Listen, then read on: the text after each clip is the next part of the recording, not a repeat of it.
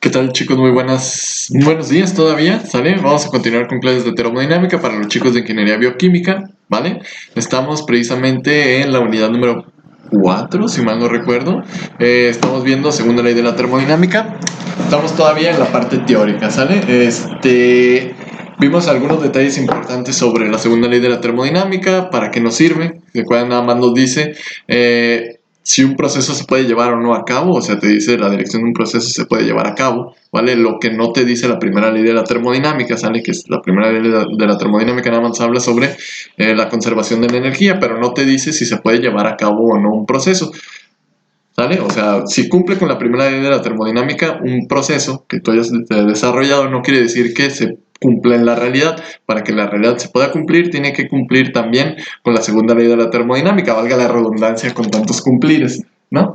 Entonces, vimos el ciclo de Carnot, precisamente, de qué dependía, ¿vale? Vimos máquinas térmicas, que son definiciones importantes que se tienen que ver en la segunda ley de la termodinámica, y ciclo de refrigeración. Y ahorita pues ya estamos precisamente con el parámetro importante de la segunda ley de la termodinámica, que tiene que ver con el parámetro que se llama entropía, ¿sale? Vimos que la entropía, a diferencia de todas las demás propiedades, es una propiedad no conservativa. Eso es lo que es la característica principal de las otras, que lo distingue de las otras propiedades. ¿Por qué? Porque la entropía siempre en cualquier proceso va a aumentar, haciendo un análisis también con respecto a la entropía total, o sea, la entropía del sistema más la entropía de los alrededores, porque por ahí alguien me va a decir, profe, pero sí se puede disminuir la entropía de un sistema. Sí, sí puedes disminuir la entropía de un sistema, pero cuando haces el balance con respecto a los alrededores, siempre te va a salir más entropía de la que había antes. Se va a generar más entropía, ¿sale? Vuelvo a repetir, puedes disminuir la entropía de un sistema, pero cuando haces el balance de todo, te va a salir que se va a generar más, ¿sale? Al final del día siempre va a haber más generación de entropía. Entonces vimos la definición para hacer para obtener algunas expresiones unas expresiones importantes son la ecuación de Gibbs que tenemos por acá, ecuación de Gibbs, ¿sale? Donde pues precisamente ustedes pueden calcular la entropía a partir de estas dos expresiones. ¿Cómo se obtienen? Pues a partir de la definición de la primera ley de la termodinámica. Oh, Dios mío. Que sería menos la diferencial del calor, sería la diferencial del calor por la diferencial del trabajo, que es lo que tengo aquí. Es igual al cambio de la energía interna, o la diferencial de la energía interna, ¿sí? Y si trabajamos con un sistema internamente reversible para cada uno de estos, pues podemos decir que esta diferencial del calor se define como TDS, la relación TDS que yo les di al inicio de las diapositivas. Y si mi trabajo es trabajo de frontera móvil, es esto, ¿sale? Entonces, pues nada más sustituimos las definiciones estas acá y despejamos este término y llegamos hasta esta expresión, ¿verdad? Entonces, de aquí ustedes pueden despejar la temperatura, ¿vale? Y llegan a esta expresión donde ya pueden calcular directamente la diferencia o el cambio de la entropía de su sistema, ¿sí? Pero pues también lo podemos dejar en función de la entalpía. ¿Cómo lo hacemos? Pues sustituimos la definición de entalpía. Acuérdense que la entalpía es U, es la energía interna más el producto a presión por volumen, ¿sale? O presión-volumen específico en este caso. Diferenciamos. Es una diferencial de U por V, ¿sale? Entonces es la derivada del primero por el segundo más la derivada del segundo por el primero, y es lo que tenemos por aquí. Entonces nada más combinamos estas ecuaciones y llegamos a esta expresión de aquí. Despejamos la temperatura y llegamos a esta otra expresión, ¿sí? Entonces podemos calcularlo a partir de las energías internas o a partir de entalpías, ¿vale? Y ya vimos cómo se calcula un cambio de entropía para sólidos y líquidos. Precisamente, acuérdense que un líquido es un fluido incompresible, por lo tanto, el cambio de volumen tiene cambios de volumen virtualmente pues, imposibles, ¿no? A partir de cambios de presión, ¿vale? Entonces podemos reducir las expresiones así, para sólidos y líquidos, no se diga para un sólido, ¿verdad? Pero las interesantes son para los gases. ¿Por qué? Porque para los gases tendrías que resolver precisamente estas ecuaciones que tenemos acá, ¿no? Estas que tenemos aquí. Nada más que aquí tendríamos que sustituir las definiciones de energía interna y la definición de entalpía. Acuérdense que La energía interna para un gas se define como el Cv por la diferencial de la temperatura y la entalpía para un gas se define como el Cp por la diferencial de la temperatura, ¿vale? Entonces, se pueden obtener relaciones diferentes, que son estas de aquí. Aquí, depende de su proceso, pueden o no pueden suponer que estos valores de Cp y Cv son constantes. Lo más sencillo es suponerlos que son constantes, pero ¿de qué dependerá esto? Dependerá del cambio de entalpía que ocurre en tu proceso, ¿vale? O sea, hay muchos factores. Uno de ellos, muy importante, el cambio de entalpía que ocurre en tu proceso. Si el gas que estás modelando es un gas que tiene cambios muy bruscos de Cp o de Cv, entonces no se va a poder. Tienes que meter ahí el polinomio e integrar el polinomio, ¿sale? Pero si es un gas muy sencillo, que su Cp casi no cambia muy drásticamente con los cambios de temperatura, o que si los cambios de temperatura son muy pequeños, entonces puedes suponer que el Cp el Cv es constante y resuelves bien facilito esa integral, ¿sí?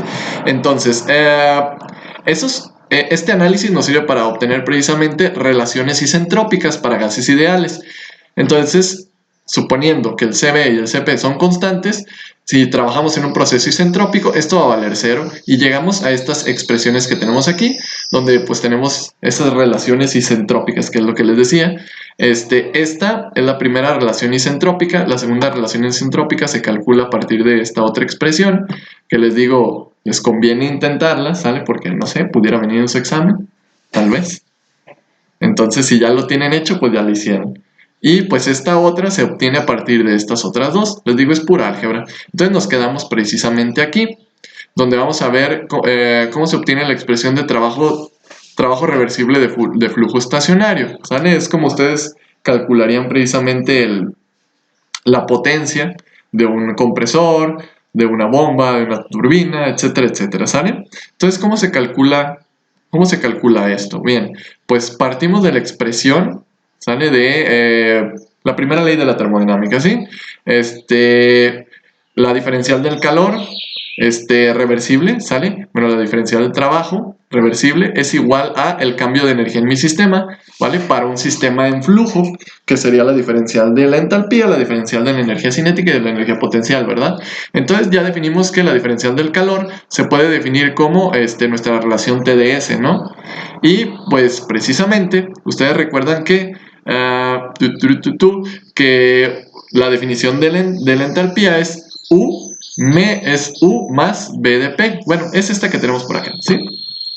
Más PB, ¿sí? Es U, es igual, la energía interna es igual a la entalpía más el producto presión por volumen o volumen específico.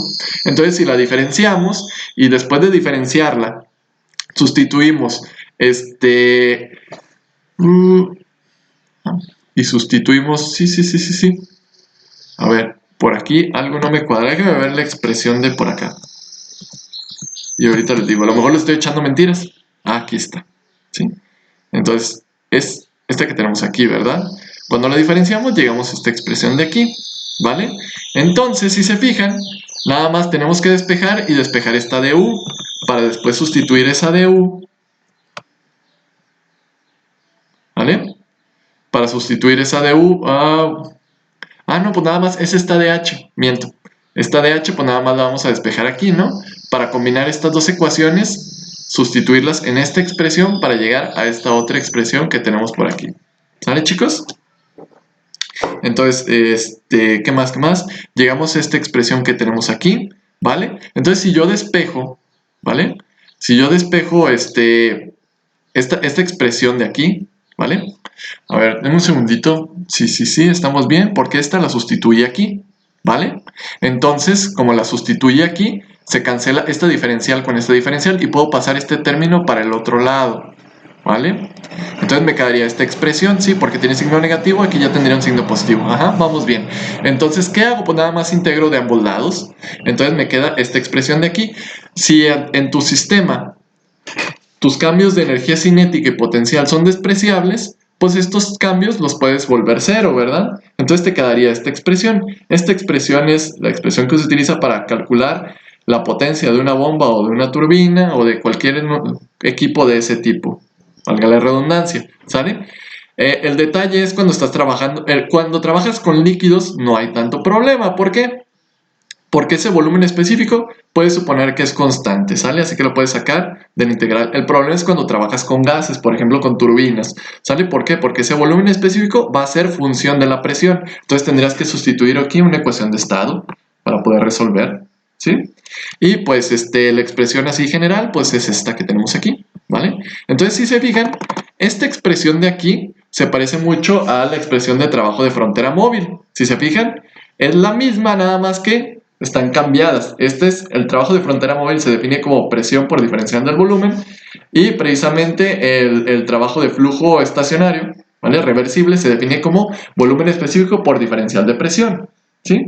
Que esto, vuelvo a repetir, sería para calcular potencias de compresores, de bombas, de cualquiera de esos equipos que trabajen en estado estacionario. Y aquí, miren, por ejemplo, aquí está. Aquí se calcula el trabajo de flujo estacionario. Esto supongo que ha de ser una turbina, ¿sale? Y pues sería el trabajo de frontera móvil. Si se fijan, se parecen las ecuaciones, nada más. Ahí cambió eso. ¿Y cómo se obtuvo? Pues a partir de un análisis de este tipo, ¿sí? A partir de un análisis de este tipo aplicando la expresión de la entropía, ¿vale? Entonces, creo que todo bien hasta aquí, ¿verdad, chicos? Creo que sí. Ah, sí, pues les digo, nada más sustituimos este aquí y les quedó esta expresión, ¿verdad? Nada más sustituir este aquí y les queda esta expresión, ¿vale? Entonces creo que no debe haber tanto problema. Y esta expresión es esta la obtuvimos, pues acá, ¿verdad? Esta la obtuvimos de por acá. Miren, es esta que tenemos aquí, ¿sí? Esa expresión es esa que ya tenemos por acá. Nada más es jugar con las ecuaciones. Ahora, vamos a analizar los tipos de procesos con los que podemos trabajar, ¿sí? Tú puedes trabajar, acuérdense que tenemos diferentes tipos de procesos, el típico proceso isotérmico, isocórico, isobárico, isentrópico, muchas cosas, ¿sí? Entonces vamos a analizar en uno de estos equipos, en un equipo donde ocurre un trabajo reversible de flujo estacionario, cuál es el mejor proceso para, precisamente, aquí, déjenme ver, que te produce o que te consume menos trabajo, ¿sale? Vale, vamos a ver. ¿Cuál es trabajo de entrada? Ah, ok. Vamos a hacer un análisis de un equipo que trabaje, que sea trabajo de flujo estacionario, que consuma trabajo. ¿Qué tipo de proceso es el que te minimiza el consumo de trabajo? ¿Sí? Vamos a analizar qué pasa en un proceso isentrópico. En un proceso isentrópico, chicos, la entropía va a permanecer constante. Y un proceso isentrópico se puede definir de la siguiente manera. Presión por el volumen específico elevado a una potencia K debe de ser igual a una constante. Entonces esta constante pues puede ser su expresión, la más básica es la ecuación de estado del gas ideal, ¿sale? Entonces aquí puede ser RT, ¿sale? Nada más que como tiene que ser una constante, la R sí es una constante, pero la T puede ser la temperatura al inicio o la temperatura al final. Pónganla como la temperatura al inicio, que sería T1, ¿sale? Entonces si esta expresión la utilizas y la integras aquí, debes de llegar a este resultado, ¿vale? Debes de llegar a este resultado. Inténtenlo en casita si quieren. Es bastante sencillo, ¿sí? Si usted agarra esta expresión y la utiliza para integrar esta expresión, va a llegar hasta esta ecuación, ¿sí? Si tú trabajas con un proceso politrópico, pues todas las variables están cambiando, ¿no? Si se fijan, es una expresión análoga, solamente que la potencia va a ser una potencia diferente, no va a ser una potencia K, sino va a ser una potencia N. Si agarro esta expresión, acuérdense que esto sería igual a R por T1, ¿sale? Si agarro esta expresión, la sustituyo aquí e integro, van a llegar a esta expresión que, si se fijan, es la misma, nada más que en lugar de tener K, tengo N. Es análoga, ¿sale? Pero si estoy trabajando con un proceso de trabajo de flujo reversible, estacionario, ¿sale? Para un proceso isotérmico, entonces, ¿qué quiere decir? Que me va a quedar presión por el volumen específico es igual a RT. Y esa pues está bien facilita. ¿Por qué? Porque esta ya la han obtenido, esta expresión. Entonces, ¿cuál es el mejor proceso? O por ejemplo, una bomba, ¿sale? ¿Cómo me conviene operar una bomba? Porque una bomba consume trabajo, ¿sale? Por eso es trabajo de entrada. ¿Cómo me conviene operar una bomba o un compresor? ¿De manera isentrópica, de manera politrópica o de manera isotérmica? ¿sale? Para poder saber de qué manera, vamos a analizar este gráfico que tenemos por acá, ¿sale? Donde el área bajo la curva precisamente es la cantidad de trabajo que se consume. El trabajo eléctrico sería el trabajo eléctrico consumido, ¿no? Por la bomba.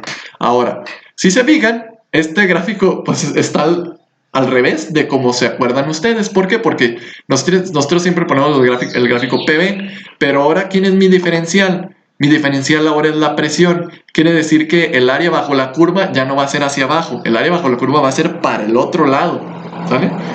Suena un poco raro, pero miren. Por ejemplo, en el trabajo de frontera móvil, la diferencial era con respecto al volumen específico. Por eso el área bajo la curva es hacia acá, ¿sale?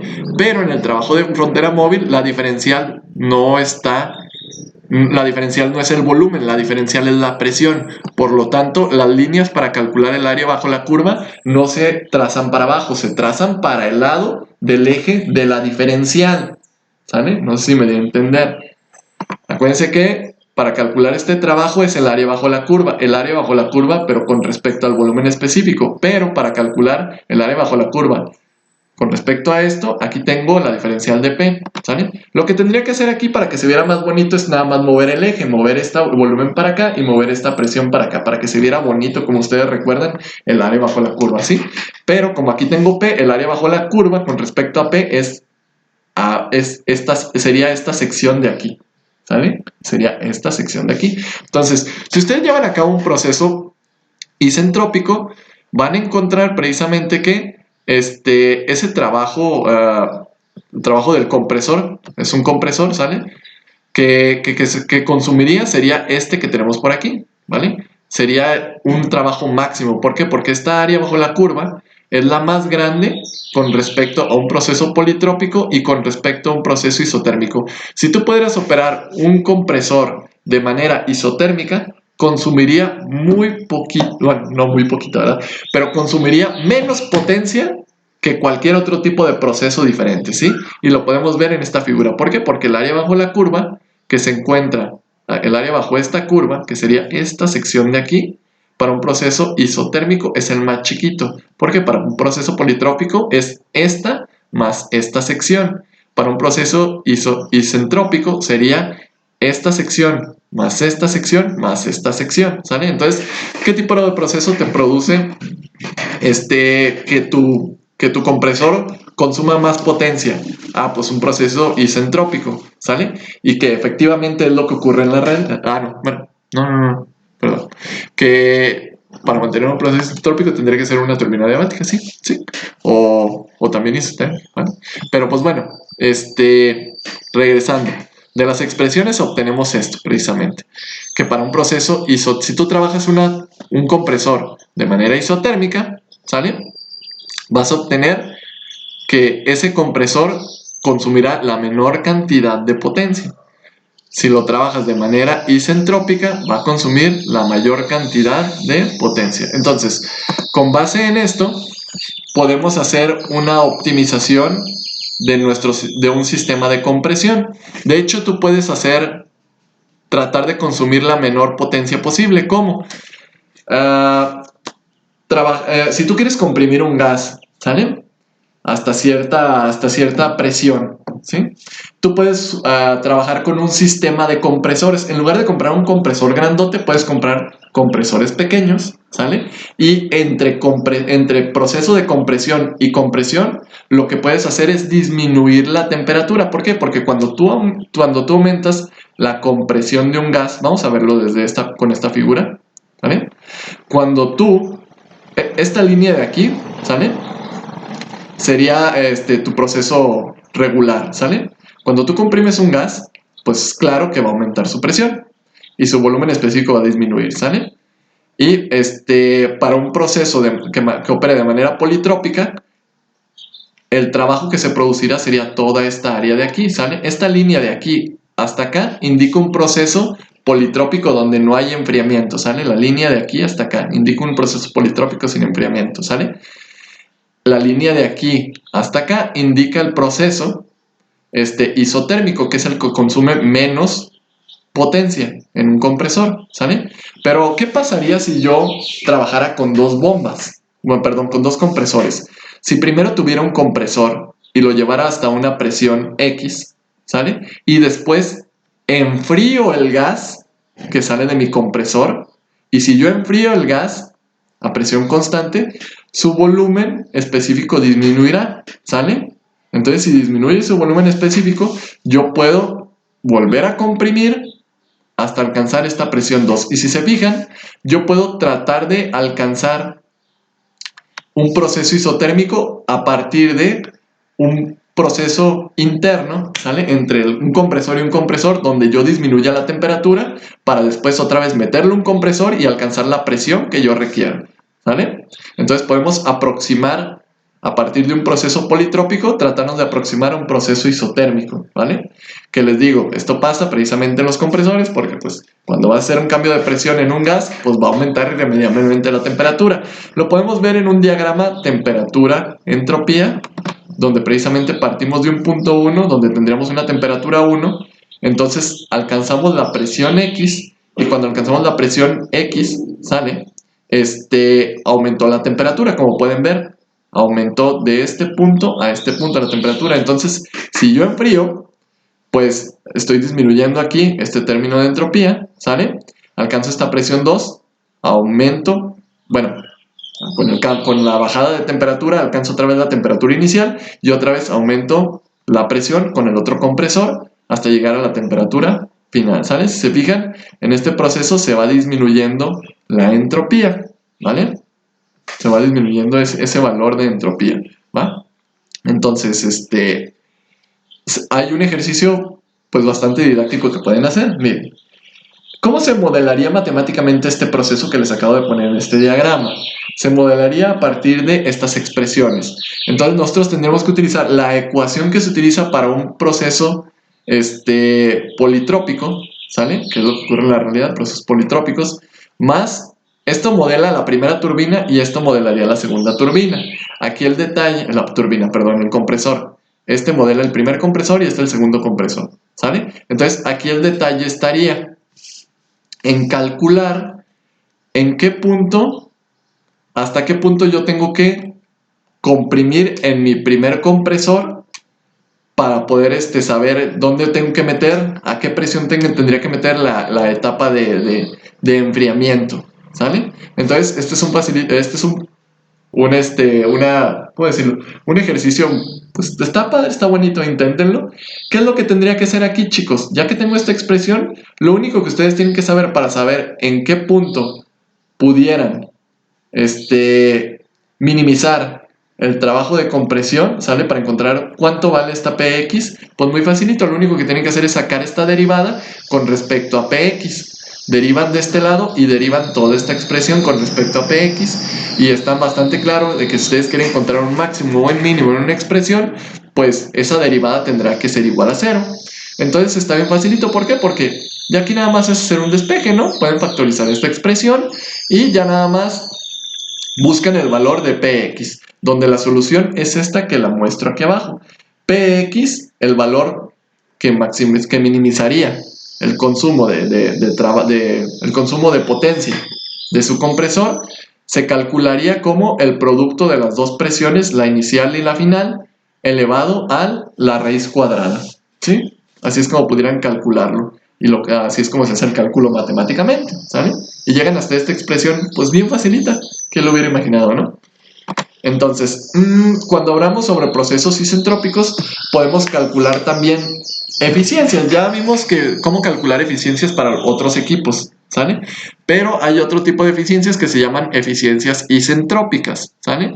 Estos se basan precisamente en calcular la potencia o el trabajo que produce o que consume cierto equipo de manera, pues, real, ¿sale? Con respecto a lo que generaría o consumiría, pero de manera isentrópica, ¿sale? Entonces, aquí tenemos unos ejemplos para una turbina. Tenemos este diagrama entalpía-entropía, ¿vale? Entonces, aquí tenemos dos líneas a presión constante, ¿sale? Esta sería una línea a una presión 1 y esta sería una línea a una presión 2, ¿vale? Entonces aquí nos dice esta expresión que la eficiencia isentrópica de una turbina se define como el trabajo real de la turbina dividido entre el trabajo isentrópico de la turbina, ¿vale? Entonces, ¿cómo se calcula un trabajo isentrópico de una turbina? Pues una turbina va a aumentar la presión desde un punto 1 hasta un punto 2, ¿sale? Acuérdense que estas líneas son líneas de presión. Entonces, una turbina isentrópica, como este eje es el eje de la entropía, no se deberá de mover en ningún momento. ¿Por qué? Porque es un proceso isentrópico, ¿sale? Y si se fijan, el área bajo la curva es este cuadro que me queda aquí, ¿sale? Esta sería la potencia de una turbina isentrópica, ¿sale? Mientras que, por otro caso, la potencia que produciría una turbina real es esta que tenemos aquí, ¿sale? ¿Por qué? Porque pues en un proceso de producción de potencia de una turbina real, ¿sale? Pues precisamente, pues sí va a haber un cambio de la entropía, ¿sale? Va a haber un cambio de la entropía, no va a ser constante, no va a ser una línea así recta, si se fijan tiene una desviación, y pues el área bajo esta curva, pues sería toda esta área que está aquí, que si se fijan, pues les daría menor, ¿sale? Les daría menor que este otro cuadrote de acá, ¿sale? Entonces, ¿cómo se calculan estos trabajos? Pues bien facilito, a partir de un balance de energía, chicos.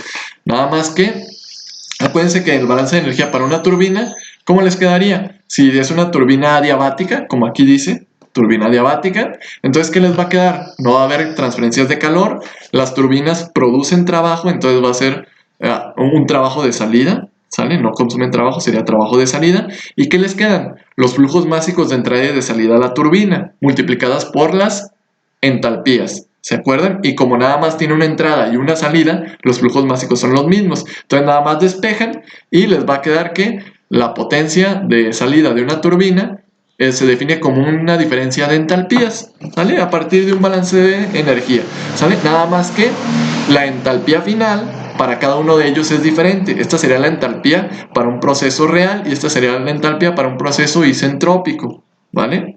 Entonces se calcularían de manera diferente.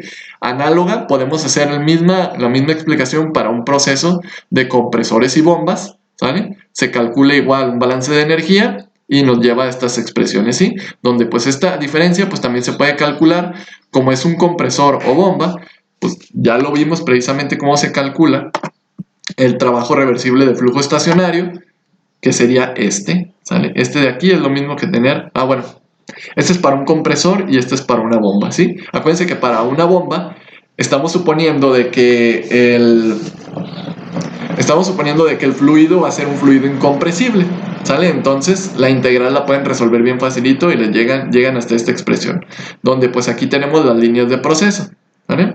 Para no entretener mucho voy a avanzar un poquito más rápido aquí. También se puede hacer para una tobera, nada más que en una tobera pues nos interesa saber cuáles son los cambios de velocidad, ¿sale?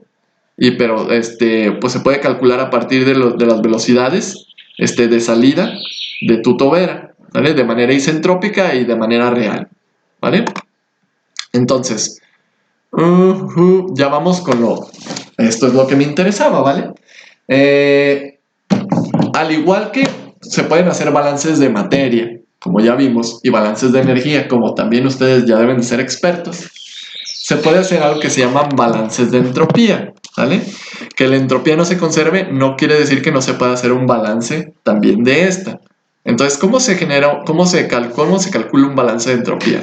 Fácil, chicos. Igual que los otros, nada más que tenemos que agregarle un término extra. ¿Cuál es el término extra? Es el término de la entropía general, la entropía total generada, perdón, ¿sí? Entonces es la entropía que entra al sistema menos la entropía que sale del sistema más la entropía que se genera debe ser igual al cambio de entropía en el sistema, ¿sí? Entonces aquí tenemos un pequeño esquema de un sistema, ¿sale? Si se fijan, es muy parecido a un balance de energía. La energía que entra a un sistema menos la que sale es igual al cambio de energía del sistema. Mientras que la entropía que entra a un sistema menos la entropía que sale más la entropía que se genera debe de ser igual al cambio de entropía en el sistema, ¿sale? Así mero, ¿va? Entonces ya son expertos en hacer balances de entropía, chicos. Entonces, vamos a ver qué tenemos por aquí, ¿vale? Aquí está. Miren, esto es importante. Para calcular el cambio o para calcular la entropía, aquí debería ser el cambio de entropía, pero pues bueno, para calcular la entropía de un sistema, chicos, ustedes, si recuerdan la expresión, debe ser cambio, es la diferencial del calor sobre la temperatura, ¿vale? Entonces tienen que estar muy atentos porque este diferencial de calor tiene que ser la sumatoria de todos los calores de entrada o de salida que haya en tu sistema, ¿sí? Ojo con eso, chicos, porque tú puedes tener en un sistema, puede haber entradas o salidas de calor, ¿sale? Entonces tienen que ponerse muy atentos con esto, ¿sí? Muy atentos con esto, porque esta sumatoria va a ser la sumatoria de las entradas y también las salidas, ¿sí? Porque aquí pudieran llegar a errores, ¿sí? Entonces esto les digo, esto es bien importante que lo tengan en cuenta, ¿sí? Entonces, déjenme ver qué más.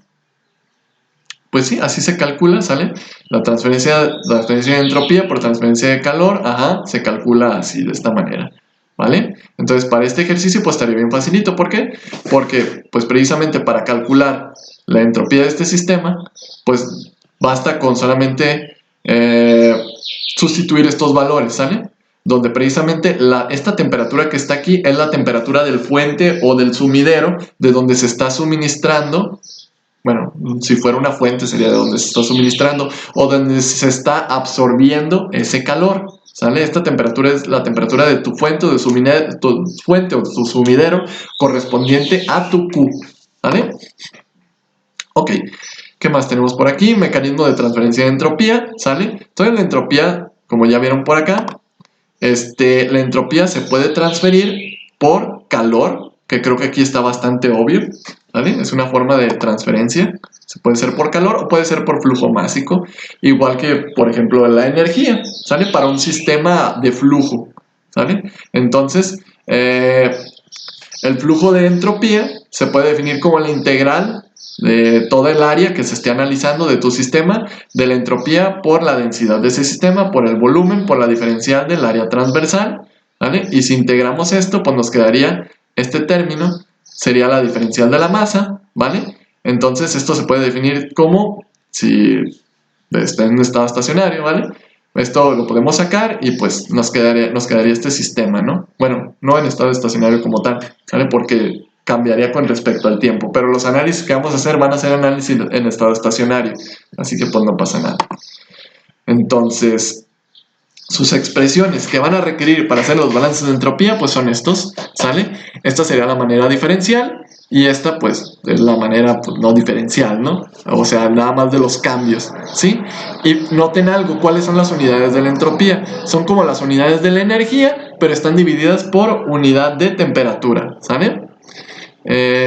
Ok, donde precisamente esto representan las transferencias de entropía de entrada y de salida, esta es la generación y este es el cambio de entropía que sufre el sistema, ¿sí? Entonces vamos a ver algunas, ¿cómo decirlo? Vamos a ver algunas expresiones para diferentes tipos de sistemas que ustedes pueden analizar. Nosotros ya vimos que podemos analizar sistemas cerrados y sistemas abiertos. Entonces, ¿qué pasa en un sistema cerrado? Pues me regreso a mi expresión. En un sistema cerrado, pues no va a haber entradas ni salidas pues, de materia, ¿no? Nada más pues va a ser la entropía que está ahí en el sistema. Va a ser pues lo que esté en el sistema, ¿no? Entonces, para un sistema cerrado, me quedaría esta expresión que yo tengo por aquí, ¿sale? Que sería precisamente la entropía de mi sistema, ¿sale? Que la entropía de mi sistema se puede definir como la sumatoria de todos los calores que entran o salen de mi sistema, ¿vale? Divididos entre sus fuentes o sumideros respectivos, más la entropía generada, y debe de ser esto igual al cambio de entropía en el sistema, ¿sí? Entonces, sí, debe de ser eso, ¿vale? Entonces, así se calcula, o si quieren hacer el cálculo de cambio de entropía en un sistema cerrado, se utiliza esta ecuación, ¿sale, chicos? Ahí para que la anoten y la pongan, no sé, en un lugar, pónganle florecitas o cosas así para que se acuerdan cómo se calcula el cambio de entropía para un sistema cerrado, se calcula de esta manera. ¿Por qué? Porque no hay entradas ni salidas de materia, ¿vale? Nada más es la materia que está ahí en el sistema, ¿va? Entonces ese cambio de entropía sería igual a esto de aquí, ¿vale? Entonces, si el sistema es un sistema cerrado y adiabático, este término va a valer 0. Entonces, ¿qué me queda? Que el cambio de entropía en el sistema debe de ser igual a la generación de entropía que haya habido en ese proceso, ¿sale? ¿Cómo se calcula la generación de entropía? Pues la generación de entropía se calcula a partir de el cambio de la entropía del sistema más la entropía de los alrededores, ¿sale? Entonces, ay Dios mío. Entonces, si tú quieres calcular cuánta entropía se genera, necesitas también conocer cuánta entropía se genera en los... cuál es el cambio de entropía en los alrededores, ¿sale? Entonces no se queda, no es como que tan sencillo, ¿va? Entonces, para los sistemas abiertos, que precisamente, o un volumen de control, o sistemas abiertos, que son los que más analizamos nosotros, ¿sabes, chicos? Son los que más le interesan, los que pueden encontrar más en industria. El balance de entropía, pues quedaba como lo tenemos por acá, ¿verdad? Entonces, en un sistema abierto, pues puedes tener varios flujos de entrada y varios flujos de salida a tu sistema. Entonces, por lo tanto, tenemos este término que tiene que ver con las transferencias de calor, ¿sale? De entrada y de salida que hay en tu sistema. Ojo, si son de salida, pues estos deberán tener un signo negativo, ¿sale? Si estamos quitándole el calor. Van a ser igual a, bueno, sería más los flujos másicos de entrada menos los flujos másicos de salida, cada uno multiplicados por sus entropías de entrada y de salida, más la generación de entropía que hay en tu sistema, debe de ser igual al cambio de entropía de tu sistema. Esta sería la forma diferencial de esta expresión con respecto al tiempo, ¿vale? Pero recuerden que nosotros estamos trabajando con puros sistemas en estado estacionario, ¿vale? Así que como mi sistema está en estado estacionario, pues ese término puede valer 0. Entonces yo puedo despejar estos términos para acá, ¿sale? Y me quedaría esta expresión. Si ustedes quieren calcular la entropía generada de su sistema, ¿vale? En un sistema abierto, en estado estacionario, pueden calcularlo a partir de esta expresión. Tú necesitarías conocer los flujos másicos de entrada, los flujos másicos de salida, las entropías de tus flujos másicos de entrada, las entropías de tus flujos másicos de salida, y deberías de saber si hay transferencias de calor hacia el sistema o fuera del sistema, y tienes que conocer las temperaturas de esos fuentes o de esos sumideros para poder calcular este término de aquí, ¿vale? Entonces, si nada más tienes un flujo de entrada y un flujo de salida, el flujo de entrada es el mismo que el de salida, lo podemos factorizar y te queda esta ecuación, ¿vale? Bien facilito. Si tu sistema es adiabático, adiós a este término y nos queda bien facilito, ¿vale? Así de facilito. Y aquí tenemos un esquemita precisamente donde podemos ver todos esos términos, ¿sale? Acá ya con dibujitos y bonitos para que vean que el flujo de entrada, el flujo de salida, si hay transferencia de calor, esa temperatura hace referencia precisamente a la temperatura de tu fuente y sumidero, por eso es de que lo ponen en la frontera, ¿sale? Es la temperatura, podemos decir que sería la temperatura en la superficie en ese punto, ¿sale? Y pues se calcularía de esta manera, ¿vale, chicos? Entonces, esta es la última diapositiva, ya por esto sería todo de la parte teórica. Anoten bien estas ecuaciones, ¿vale? Vamos a empezar a hacer ejercicios en el próximo video, ¿sale, chicos? Donde precisamente haremos análisis de algunos ciclos, los ciclos de Carnot, de algunos procesos, aplicando precisamente ya los términos de entropía, algunos ciclos de refrigeración, ¿sale? Y algunas máquinas térmicas, ¿sí? Esos serían los ejercicios de esta sección que vamos a ver. Bueno, chicos, espero que se encuentren muy bien. Si hay dudas, porfa, pónganme en la parte de los comentarios y nos vemos hasta el próximo videito. Cuídense mucho. Chao, chao.